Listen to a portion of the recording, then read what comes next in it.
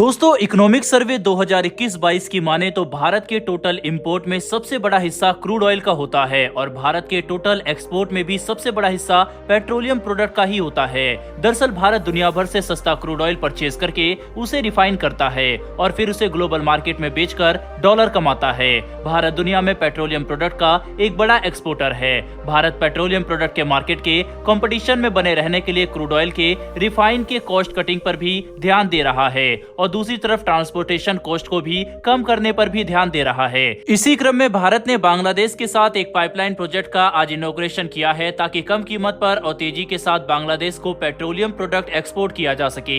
आज बांग्लादेश के राष्ट्रपिता शेख मुजीबुर रहमान बर्थ एनिवर्सरी है। बांग्लादेश अपने इस ऐतिहासिक दिन को पाइपलाइन प्रोजेक्ट इनॉग्रेशन करके भारत के साथ दोस्ती को भी ऐतिहासिक बना रहा है। अभी तक भारत बांग्लादेश को रेलवे के थ्रू पेट्रोलियम प्रोडक्ट एक्सपोर्ट करता था। यह प्रोसेस काफी टाइम टेकन भी था और इससे कॉस्ट भी काफी ज्यादा बढ़ जाती थी। इसीलिए भारत और बांग्लादेश ने इस ट्रेडिशनल सिस्टम को बाईपास करते हुए नेबरिंग कंट्री होने का लाभ उठाया और इस पाइपलाइन प्रोजेक्ट को बनाने पर सहमत हुए। Bharat Bangladesh petroleum product trade में पार्टिसिपेट करने वाली Bangladeshi stakeholder company Bangladesh petroleum corporation मानती है कि इस नई व्यवस्था के आने के बाद प्रति बैरल $2 की बचत बांग्लादेश को होगी। ऐसा करके बांग्लादेश $1.5 बिलियन पर लाख टन सेव कर पाई गई। लगभग 131 किलोमीटर लंबे इस अल्टरनेटिव एनर्जी ट्रेड रूट की लागत लगभग 337 करोड़ रुपए बताई जा रही है। इस अल्टरनेटिव एनर्जी ट्रेड रूट के द्वारा 15 वर्ष तक 1 million metric ton petroleum product Bharat प्रति वर्ष एक्सपोर्ट करेगा। इस प्रोजेक्ट के कारण एक तरफ जहां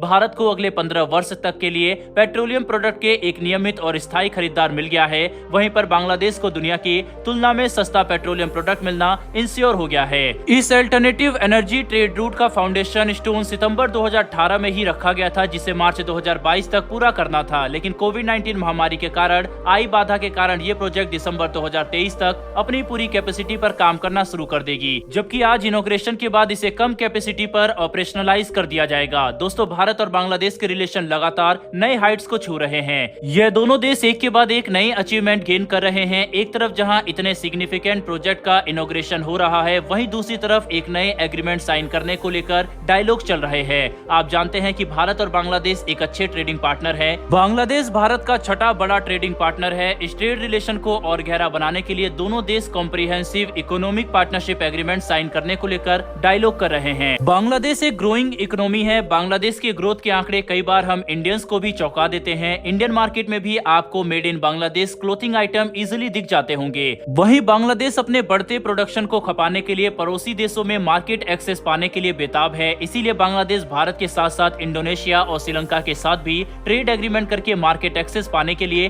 काम कर रहा है। कॉम्प्रिहेंसिव इकोनॉमिक पार्टनरशिप एग्रीमेंट एक प्रकार का फ्री ट्रेड एग्रीमेंट है। फ्री ट्रेड एग्रीमेंट में दो देश तमाम प्रकार के व्यापारिक बाधाओं को दूर करते हैं और एक दूसरे देश की कंपनियों को अपने बाजार में एक्सेस देते हैं। इससे दो देशों के बीच ट्रेड बढ़ जाते हैं। कॉम्प्रिहेंसिव इकोनॉमिक पार्टनरशिप एग्रीमेंट में एफटीए के अलावा कुछ अन्य फीचर भी होते हैं। एफटीए की लिमिटेशन केवल ट्रेड तक होती है, जबकि comprehensive economic partnership agreement trade के साथ साथ इन्वेस्टमेंट बैरियर्स को भी कम करते हैं। नीति आयोग ने अपने एक पेपर में भारत के तमाम एफटीए को स्टडी करने के बाद कहा था कि भारत में जितने एफटीए कांग्रेस गवर्नमेंट के समय में साइन हुए थे, उसमें से अधिकांश देशों के साथ भारत का व्यापार घाटे में है। इसके बाद नीति आयोग ने सरकार को सावधानी से और लाभदायक शर्तों पर एफटीए करने की सलाह दी थी। हालांकि भारत और बांग्लादेश के बीच संभावित ट्रेड एग्रीमेंट में इस तरह की कोई बाधा नहीं है, क्योंकि भारत और बांग्लादेश के ट्रेड रिलेशन में भारत सरप्लस की स्थिति में है। फाइनेंशियल ईयर 2020-21 के आंकड़ों के हिसाब से भारत के टोटल एक्सपोर्ट में बांग्लादेश को किया गया एक्सपोर्ट 3.3% है, जबकि भारत के टोटल इंपोर्ट में बांग्लादेश से किया गया इंपोर्ट 0.3% है। दोस्तों, इस पूरे एग्रीमेंट में सबसे मजे की बात यह है कि कोविड-19 के बाद जिस तरह से दुनिया भर में प्रोटेक्शनिज्म देखने को मिल रहा है और अधिकांश देश अपने मार्केट को खोलने के लिए तैयार नहीं दिख रहे हैं, ऐसे में बांग्लादेश कई फ्री ट्रेड एग्रीमेंट करके ग्लोबलाइजेशन को पुश करने का प्रयास कर रहा है। बांग्लादेश केवल भारत के साथ comprehensive economic partnership agreement sign करने को उत्साहित नहीं है, बल्कि उसने अपने संसद में एक विधेयक लाकर सरकार को किसी भी प्रकार के फ्री ट्रेड एग्रीमेंट करने का मैंडेट भी दिया है। कुल मिलाकर देखें तो बांग्लादेश ग्लोबलाइजेशन की तरफ बढ़ने को लेकर पूरी तरह से उत्साहित है। संसद में बिल लाकर उसने दिखा दिया है कि इस विषय पर देश के अंदर भी उसने सहमति बना ली है। दोस्तों, एक बात तो तय है कि भले ही बांग्लादेश इस एग्रीमेंट को लेकर भारत से ज्यादा उत्साहित है, लेकिन फाइनली जब ये डील साइन होगा तो भारत को बड़ा दिल दिखाना होगा। पहले भी भारत और बांग्लादेश के बीच जो एग्रीमेंट एग्रीमेंट हुआ है जिसमें बॉर्डर डिस्प्यूट भी शामिल था, उसने भारत को बिग ब्रदर की भूमिका में रहना पड़ा है। जाहिर सी बात है कि इस डील को भी भारत उदार शर्तों पर साइन करेगा ताकि बांग्लादेश भारत को छोड़कर चीन के पास ना जाए। बहरहाल दोस्तों, इस वीडियो में इतना ही। इन दोनों ही विषय पर आपकी क्या राय है कमेंट बॉक्स में लिखकर जरूर बताइएगा। साथ ही हमारी आने वाली डेली डिफेंस और वर्ल्ड अफेयर से जुड़ी ऐसी वीडियो के लिए चैनल को सब्सक्राइब कर बेल नोटिफिकेशन अवश्य दबा लें। फिर मिलेंगे ऐसी एक नई वीडियो के साथ। धन्यवाद। जय हिंद।